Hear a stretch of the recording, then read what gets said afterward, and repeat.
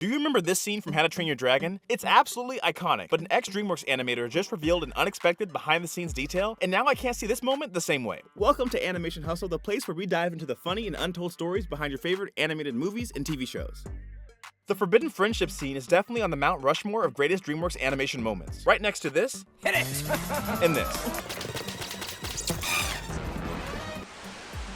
This guy was a lead animator on How to Train Your Dragon, and he breaks down why this scene is deeper than we realize. So let's go back. You might not know this, but making the original How to Train Your Dragon was a struggle. On one hand, they had to animate realistic actions and emotions from the human characters, so the studio secretly hired some of the best animators in the world. And that scene with the knife actually was animated by James Baxter.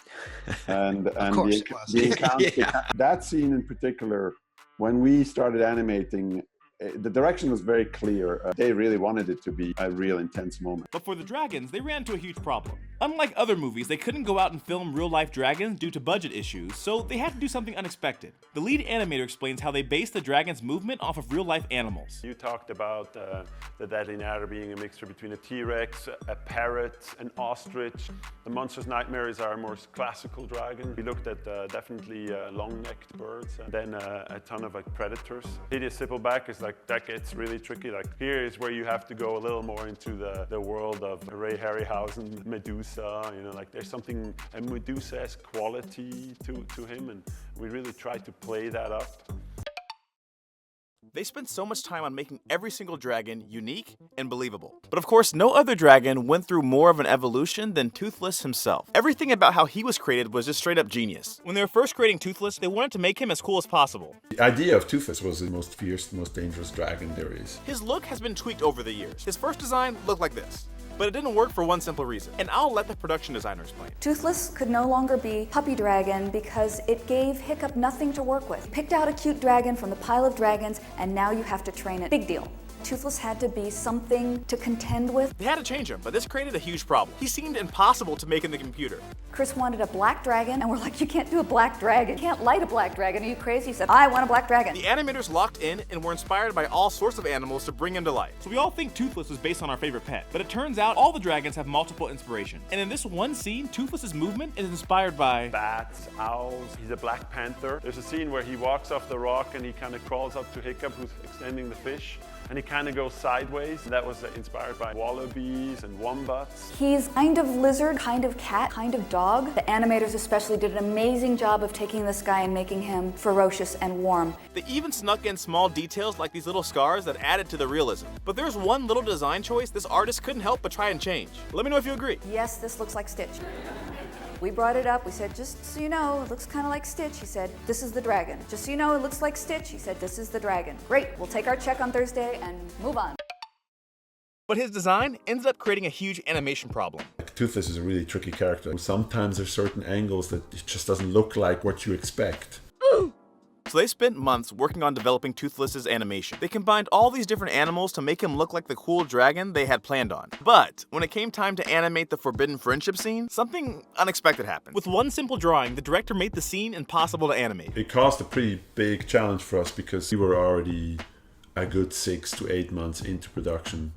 When we saw Chris Sanders' boards, we looked at his boards and we said, no way we can do this with this character. This character's not designed to be an upright, sitting, googly-eyed character. They knew the scene was going to be important, so they had to create it in a whole new way, which led to it being the iconic scene that we know today. And then we said, well, why don't we challenge ourselves? Saying, okay, let's take the sequence out of the production schedule and the pressure of getting it done, and we just throw in 1 or 2 poses per shot and just design Toothless with the charm that Chris Sanders' boards had and our own ideas of this character. And in that process, we added shots, we extended moments, and I think the scene from layout through animation to final animation, the scene grew by like 30 to 40 seconds. Wow. And we had the support of Chris Sanders and Dean DeBlois and the producers, and we just went for it. The sequence that I just described is what then proved to us that Toothless can also be a really cuddly, cute creature. When we showed it for the first time, everybody was really surprised and blown away how charming Toothless can really be. That was probably the key moment for the success of the first movie. It was doing that sequence like this and allowing us to really explore the interaction between Toothless and Hiccup, and how Hiccup falls in love with this beast, and through that, how we, the audience, fall in love with Toothless. I just wanted to share this quick story because the forbidden friendship scene is so iconic, and it's cool to get an even deeper perspective on why that scene was so important to the movie, especially for how it developed Toothless's character for the animators. Like he said before, they focused on making him really cool, and then they had to make him really cute too. And luckily they did, because that dynamic is what makes him such a memorable character. The original How to Train Your Dragon is so good, and I really hope the live-action remake does it justice. In the comments below, let me know how this scene impacted you. And as usual, if you want to see more, I have links to the original interview that I used in the description, and I made a couple shorts about How to Train Your Dragon over the years, so check those out too. I think my favorite is the one I made about the technology they created to make the beards in the first movie. And speaking of DreamWorks, check out this video if you want to learn about the secret origin of their Moon Boy logo.